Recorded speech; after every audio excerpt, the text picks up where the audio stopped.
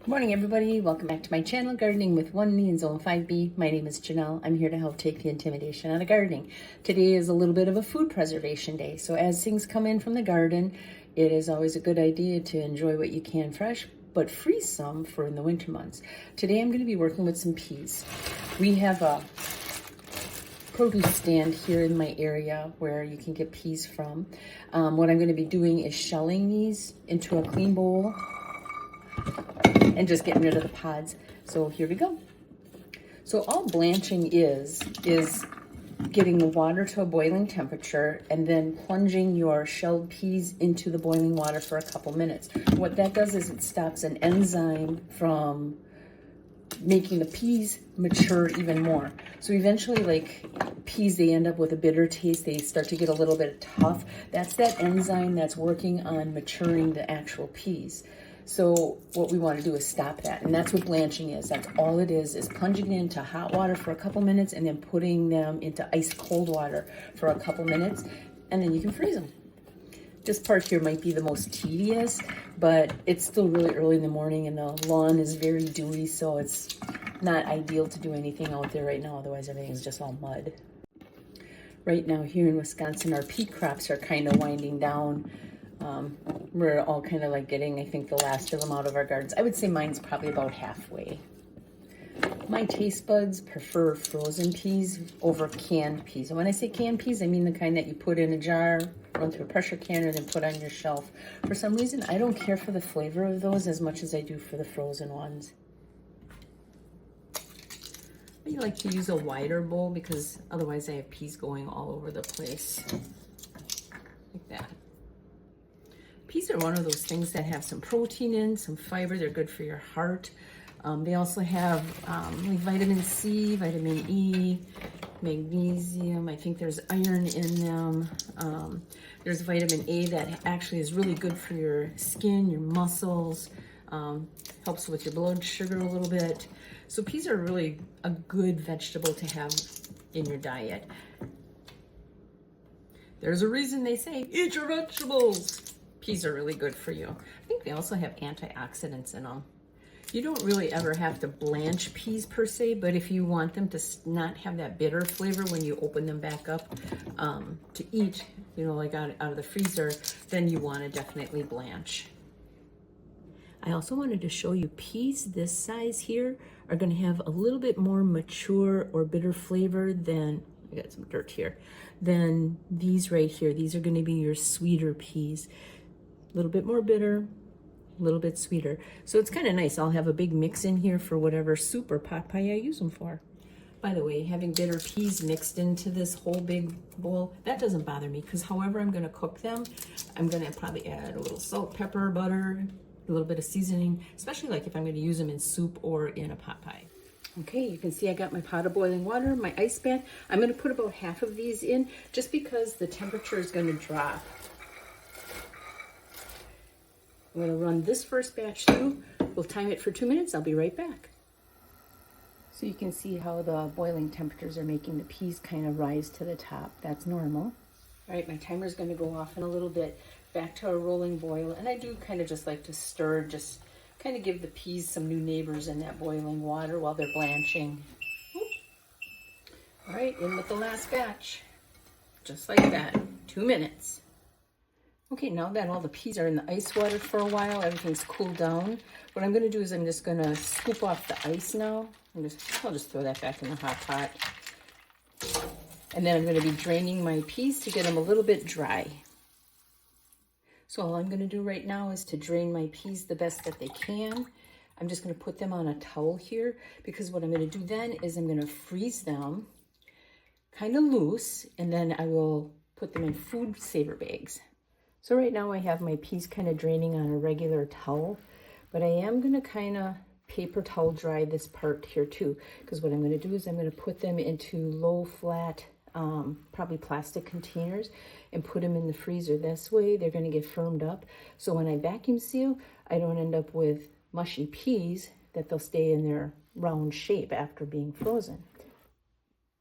So these are all the peas that I just blanched. And I kind of dried off. You can see how I have them practically in a single layer. That's just so that they freeze quicker and that they're easier to separate and be more individualized. So into the freezer we go for, I don't know, half a day or until I get time to do the last part. All right, I've got my food saver out. I've got my bags labeled, and I like to label towards the bottom because I'm probably only going to put about this much of peas in it, and then I'm going to cut off a good chunk of it, and then I'll run the seal right about here. And then I got my peas out of the freezer, and this is kind of why I like to do this, is because then I can break them up, and they're all nice and loose. So let's get going here. So all I'm really doing is getting my bag open and filling it like this.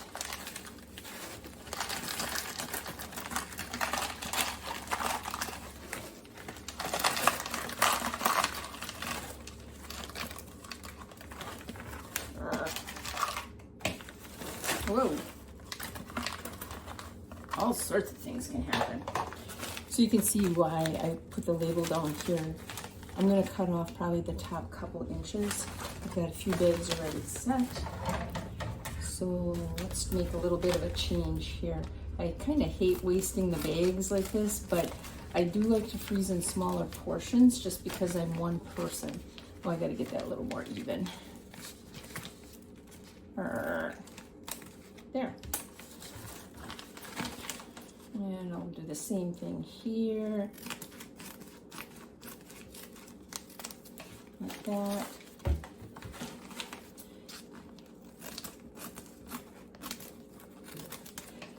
The other thing too, if you've never done any food saving, you want your inside of your bag to be dry, otherwise the moisture gets in the way of the seal.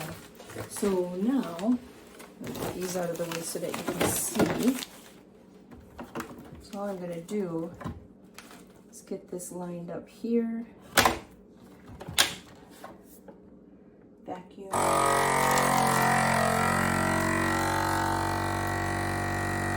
The machine kind of tells you when it's done, so you don't have to do any guessing. It'll shut off on its own. Like that. So now I've got a nice seal here. I'm going to go ahead and do another one with you here while we've got everything lined up. Do it one more time. Vacuum and seal. Now, if I would have used fresh peas, this would have smushed flat, but because these are frozen, they're holding its shape. This will be enough for in a pot of soup, like chicken dumpling soup, or if I made a chicken pot pie, that's enough for that. See? We got another one all set. I won't bore you with the rest. I know this might seem loud, but just by loosening them up and freezing them in a single layer, they're very loose, which is ideal for what we're working on now. All right, I got everything all food savored. I have 2 larger portions like for meals, and then I got 5 portions like this if I wanted to do like a chicken dumpling soup or a pot pie. Then I have like a portion to put in that. Now, don't for a minute ever think that you have to have a food saver in order to freeze peas. For many, many, many years, I just put them in Ziploc bags, and then I put them in a larger Ziploc bag to kind of prevent the freezer burn. When you're using just regular Ziploc bags, you want to get as much air out as possible and then go from there. And you should always try to use them in a year. Like, I want to have all these gone by next year at this time. Just because I'm going to get more stuff in, and it doesn't pay to hang on to the old stuff. So just kind of keep that in mind. This is just going to kind of tell me that I got 1, 2, 3, 4, 5. I can have either 5 pots of soup, 5 turkey pot pies, a little bit of one or the other. And then the meal portions, of course, those I can split in 2. So I could do a turkey pot pie, and then I could save the rest and do it for something like chicken dumpling soup. Those are my 2 favorite winter foods with mixed vegetables. So I hope you found this video informative. Please like, follow, share, subscribe, tell all your friends. We'll see you in the next video. Have a great day. Bye.